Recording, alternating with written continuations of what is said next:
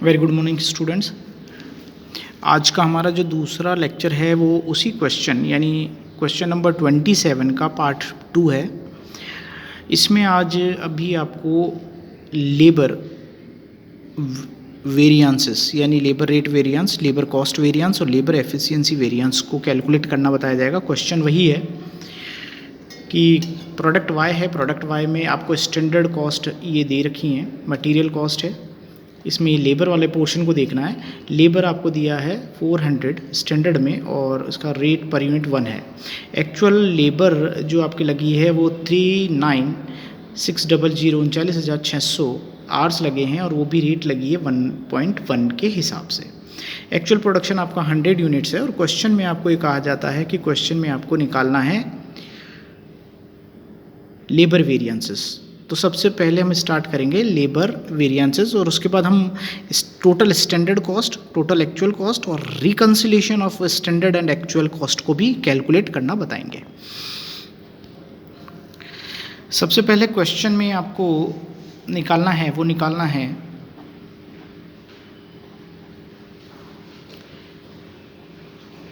Labour cost variance. और labour cost variance का जो formula MCV,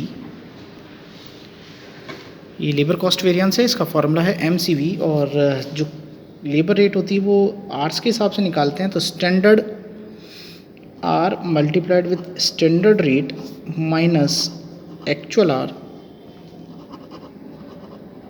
into actual rate. Question में अब आपको सबसे पहले निकालना पड़ेगा स्टैंडर्ड आर। तो देखिए क्वेश्चन में स्टैंडर्ड आर निकालने के लिए वही सेम है कि जब आप स्टैंडर्ड आर निकालेंगे SH तो उसके लिए आपको सबसे पहले लेबर आर को निकालना पड़ेगा। लेबर आर आपका जो दिया हुआ है वो है आपका 400 और एक्चुअल जो यूनिट में आपने प्रोड्यूस की है पहले की तरह वो है 100। तो इस तरीके से आपका जो SH है यानी स्टैंडर्ड आर वो बना 40,000। उसको आप एज इट इज़ यहाँ पर प्लेस कर दें 40,000। क्वेश्चन में आप देखें स्टैंडर्ड रेट आपको वही ₹1 दिए और एक्चुअल रेट आपको दिए 1.1। तो स्टैंडर्ड रेट में आप लिख दीजिए 1 और अब आप देखिए आपका एक्चुअल आर कितना लगा। तो क्वेश्चन में आपको एक्चुअल आर जो लेबर के लिए दिया है वो दिया है 39,600। उसको आप ऐसे ही प्लेस कर दें 39,600 और उसकी एक्चुअल रेट आपको क्वेश्चन में जो दी है वो 1.1 दी है। ये क्वेश्चन नंबर 27 है, इसको आप ऐसे ये 1.1 आ गया। इस तरीके से अगर आप क्वेश्चन देखेंगे तो इससे आप पहले इसको चेक करें 40,000 माइनस, अब इसको इससे मल्टीप्लाइड करें। तो इससे अगर आप इसको मल्टीप्लाइड करेंगे तो ये तकरीबन बनेगा आपका 43,560।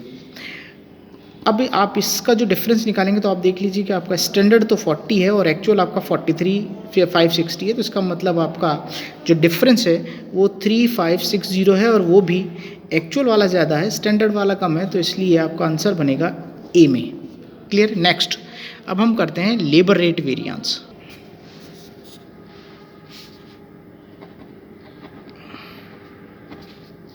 ये आया आपका मटीरियल रेट वेरिएंस। वेरिएंस का मतलब ही होता है स्टैंडर्ड और एक्चुअल के बीच का जो डिफरेंस होता है वो वेरिएंस कहलाता है। आपका स्टैंडर्ड जो भी दिया हुआ है मानक और एक्चुअल में है वो उसका जो डिफरेंस है। तो इसका जो फॉर्मूला है लेबर रेट वेरिएंस, तो क्योंकि ये रेट है तो रेट का जो वेरिएंस होता है वो होता है SR यानी standard rate minus actual rate into actual quantity. Question में अगर आपने देखा होगा तो आपको जो स्टैंडर्ड रेट दिया है वो 1 है, एक्चुअल आपका 1.1 है। तो मैं इसको एज इट इज़ यहाँ पर प्लेस कर दूँगा 1 माइनस 1.1 इनटू एक्चुअल में आप देख लीजिए आपको दिया है 39,600। और अगर आप क्वेश्चन में यहाँ पर देखेंगे तो स्टैंडर्ड आपका जो है वो कम है और एक्चुअल आपका ज़्यादा लगा है, एक्चुअल रेट ज़्यादा लगी है। तो आपके लिए ये अनफेवरेबल वाली कंडीशन होगी यानी एडवर्स कंडीशन होगी। आप अगर इसको सॉल्व करेंगे तो ये तकरीबन आपका आंसर जो बनेगा वो बनेगा माइनस की 0.1 इंटू 39,600। तो आपका आंसर जो बना वो बनेगा 3960 और वो भी ए में। नेक्स्ट, इसके बाद आप क्वेश्चन को आगे बढ़ाएंगे और क्वेश्चन में करेंगे वो होगा आपका थर्ड वाला वेरिएंस, और वो वेरिएंस है लेबर एफिशिएंसी वेरिएंस। इसका फॉर्मूला एफिशिएंसी है, तो एफिशिएंसी लेबर की हमेशा आवर्स में कैलकुलेट करते हैं, तो LEV लिख सकते हैं आप इसको शॉर्ट में। LEV is equals to, formula बन जाएगा आपका standard R minus actual R multiplied with actual R, यानी SR से बनेगा।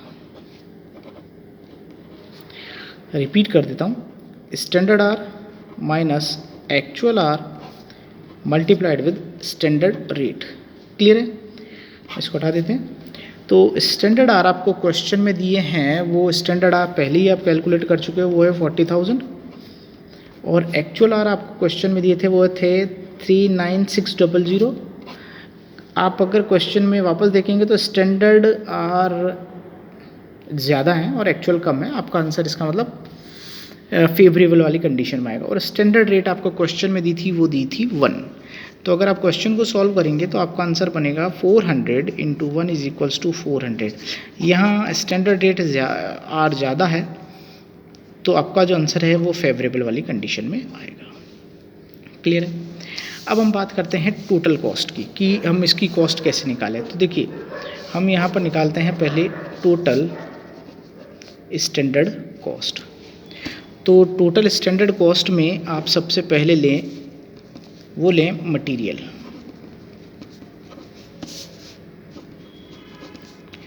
मटेरियल कॉस्ट में आपने सबसे पहले, आप देखिए कि जब आपने क्वेश्चन को सॉल्व किया था तो पिछले वाले क्वेश्चन में मटेरियल कॉस्ट आपने निकाली थी 2 लाख, और उसकी जो एक्चुअल थी वो निकाली थी आपने 2,05,000।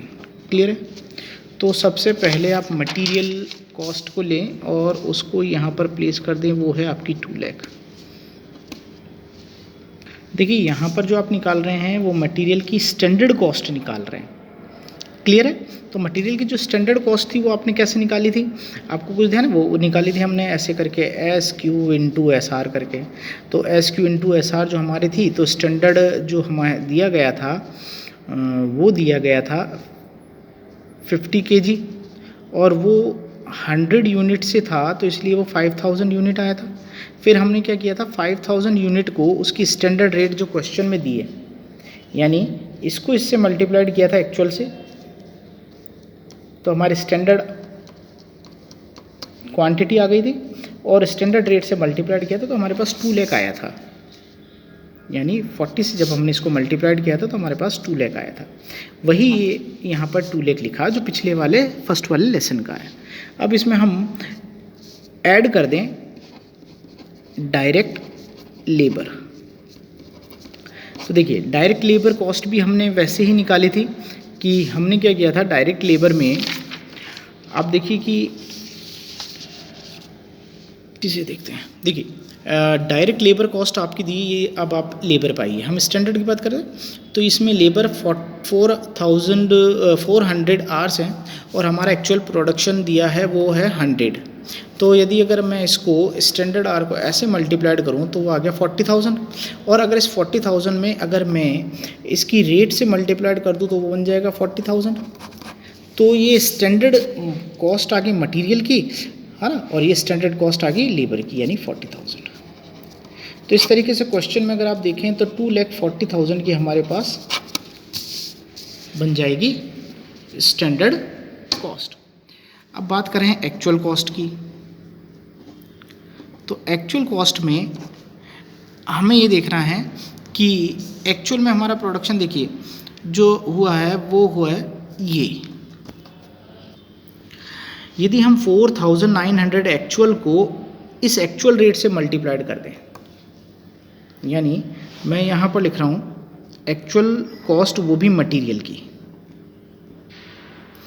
तो वो थी आपके 4,900 इंटू 42 के हिसाब से हमारी एक्चुअल जो कॉस्ट बनी वो कॉस्ट बनी थी 205800, ठीक है। और इसमें हम लेबर की एक्चुअल कॉस्ट को जोड़ देते हैं। तो लेबर की एक्चुअल कॉस्ट को आप यहाँ से देख लीजिए कितनी है, इसको इससे मल्टीप्लाइड कर देंगे तो हमारा जो आंसर आएगा वो आएगा 43560। जब हम इन दोनों को ऐड कर देंगे तो हमारा आंसर बनता है 249360। इस तरीके से अगर हम देखें तो हमारा कैलकुलेशन में टोटल स्टैंडर्ड कॉस्ट 2,40,000 आएगी और इसके अंदर हमारे क्वेश्चन में 2,49,000 आएगी।